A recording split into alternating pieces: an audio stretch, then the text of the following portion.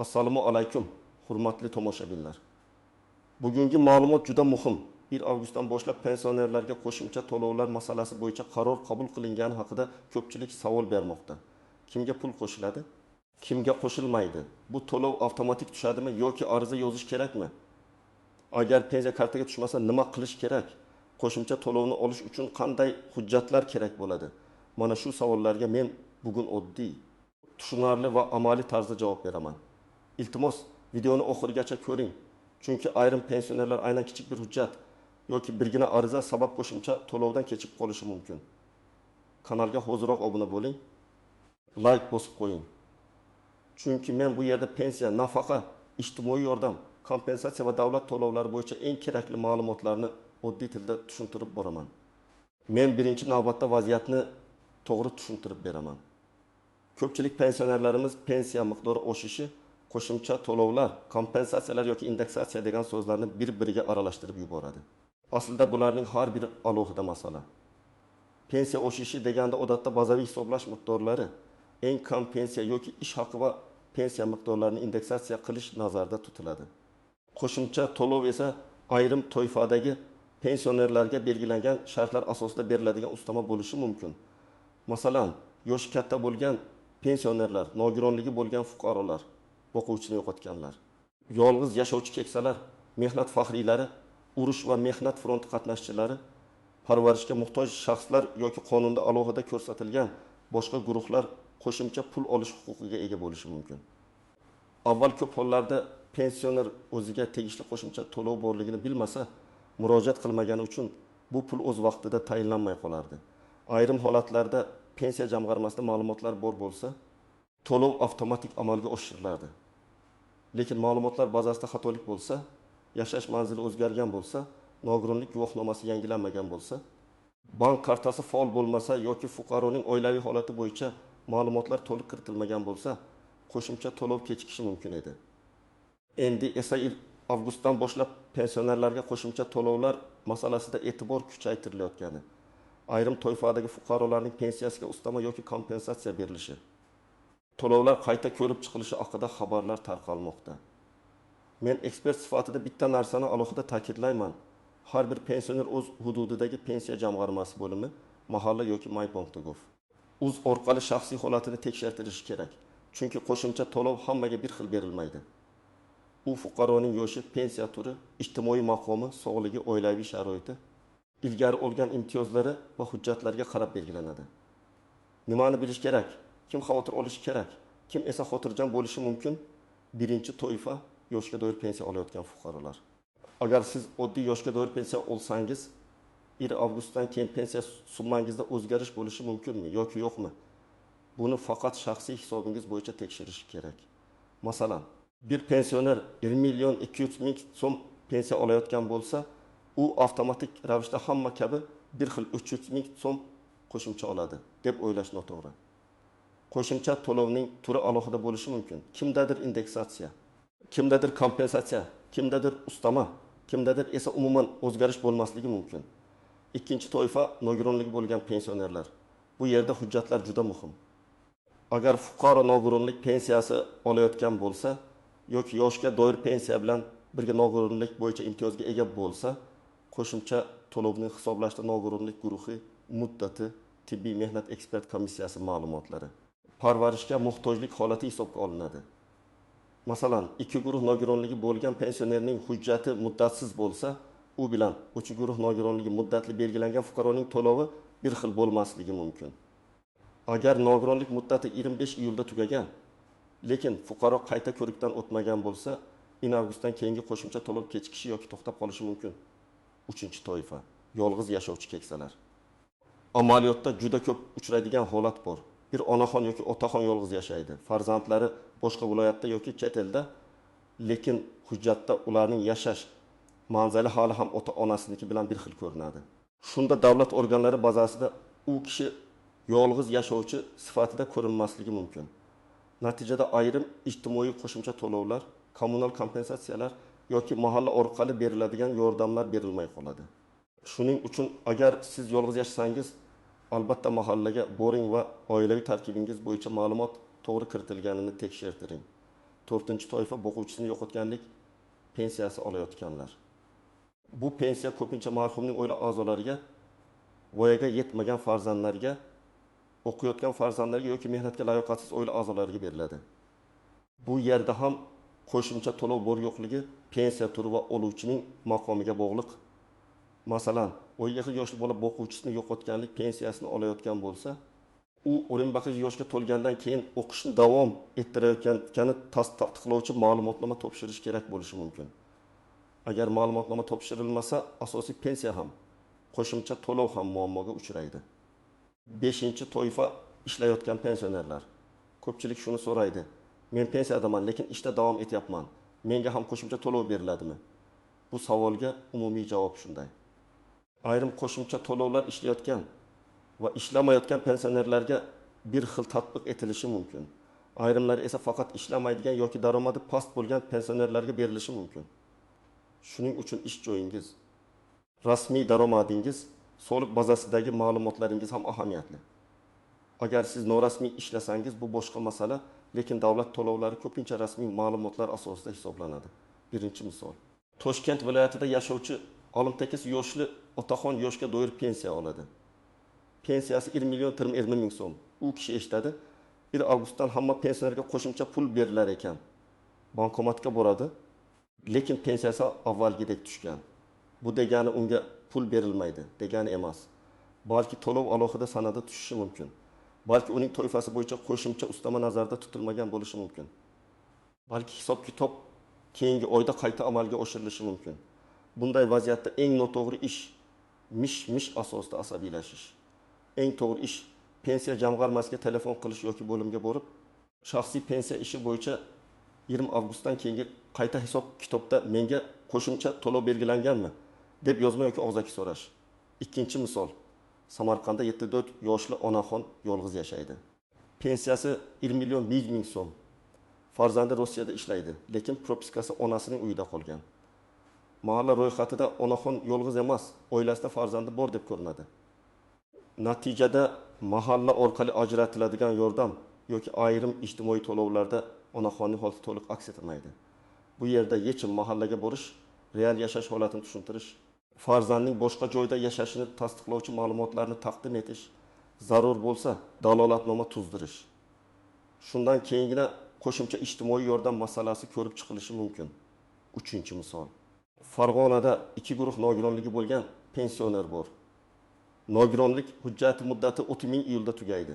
U kishining avgustdan qo'shimcha to'lov bo'lishini kutadi, lekin qayta ko'rikdan o'tishni unutadi. Natijada tizimda nogironlik maqomi vaqtincha tasdiqlanmagan ko'rinadi.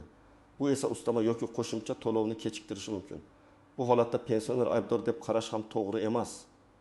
Chunki ko'pincha keksalar hujjat muddatlariga e'tibor bermaydi, lekin amaliy yechim bor. Tibbiy komissiyaga belgilangan tartibda murojaat qilish, nogironlik ma'lumotini yangilash va pensiya jamg'armasiga bu haqda xabar berish. To'rtinchi misol. Qoraqalpog'istonda o'quvchisini yo'qotganlik pensiyasini olayotgan talaba 12 yoshdan oshgan. U institutda kunduzgi ta'limda o'qiydi, lekin o'qish joyidan ma'lumotnoma olib pensiya jamg'armasiga topshirmagan. Pensiya to'lov vaqtincha to'xtashi mumkin. Agar 2 avgustdan qo'shimcha to'lov belgilansa ham asosiy hujjat yetishmagani uchun mablag' kechikadi.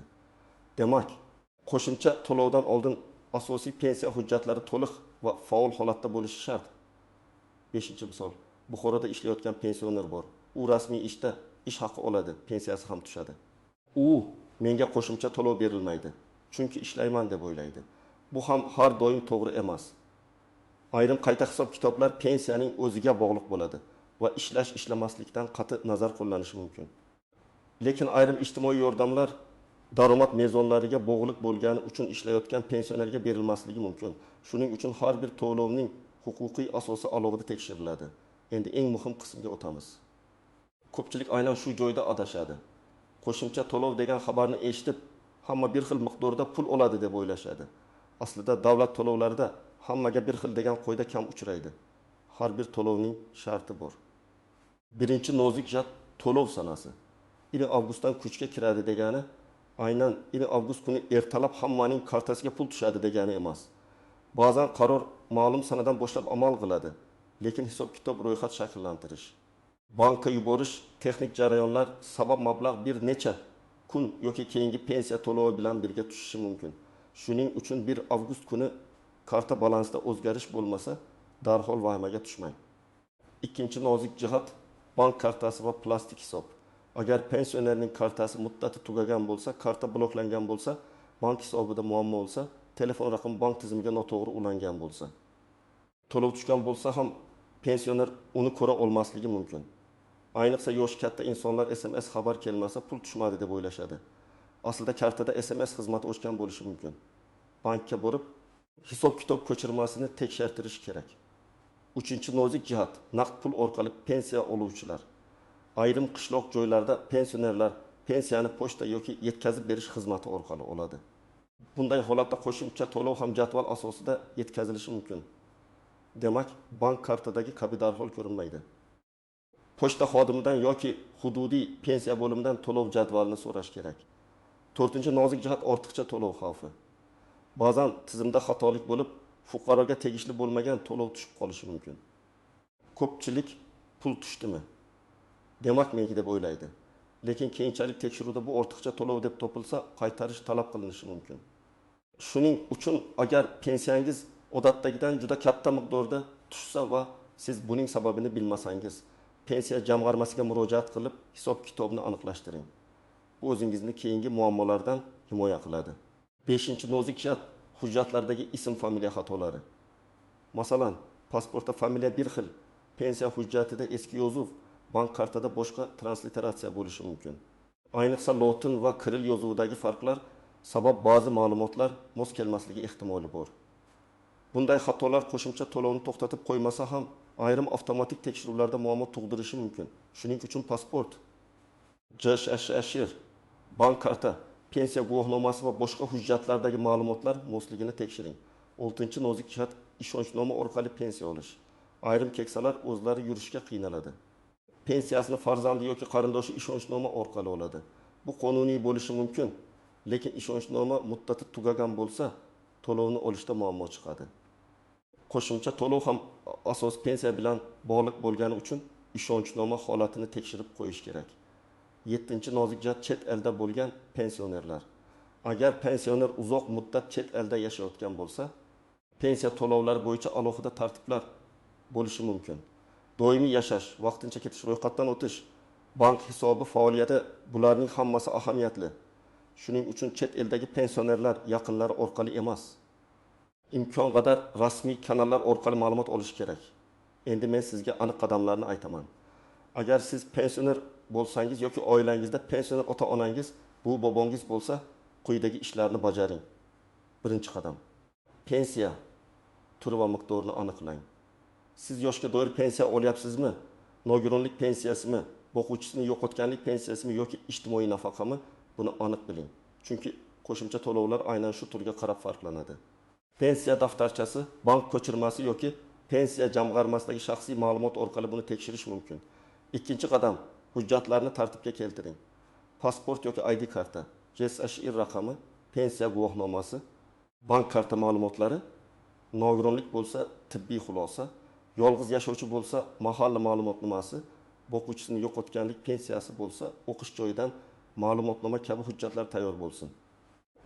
Hujjatlarning muddati o'tmaganiga alohida e'tibor bering. 3-qadam: pensiya jamg'armasiga murojaat qiling. Murojaatda shunday deyishingiz mumkin: Men 1 avgustdan pensionerlarga qo'shimcha to'lovlar bo'yicha qayta hisob-kitob qilinadimi? Shaxsiy pensiya ishimda menga tegishli ustama yoki kompensatsiya bormi? Hujjatlarim to'liqmi? Shuni aniqlashtirmoqchiman. Mana shu savollarni aniq bersangiz, xodim ham sizga aniqroq javob beradi. 4-qadam: mahalladagi ma'lumotlarni tekshiring. Agar siz yolg'iz yashasangiz, daromadingiz kam bo'lsa, parvarishga muhtoj bo'lsangiz yoki ijtimoiy yordamga ehtiyojingiz bo'lsa, mahalla siz haqingizdagi ma'lumotni to'g'ri kiritgan bo'lishi juda muhim. Oilaviy tarkib, yashash sharoiti, farzandlarning haqiqiy yashash joyi, yordamga ehtiyoj darajasi bular keyingi to'lovlarga ta'sir qilishi mumkin. 5-qadam: bank kartangizni tekshiring. Karta muddati tugamaganmi? Hisob bloklanmaganmi? SMS xizmati ishlayaptimi? Karta yo'qolmaganmi? PIN kod bilan muammo yo'qmi? Bularni bankda aniqlang. Agar pensioner o'zi bora olmasa, yaqinlari yordam bersin. Lekin bank sirlarini begonalarga bermang. 6-qadam, ariza kerak bo'lsa, yozma murojaat qiling. Og'zaki so'rab qaytish ba'zan yetarli bo'lmaydi. Agar sizga qo'shimcha to'lov yo'q deyishsa, sababini so'rang. Agar rozi bo'lmasangiz, yozma ariza qoldiring.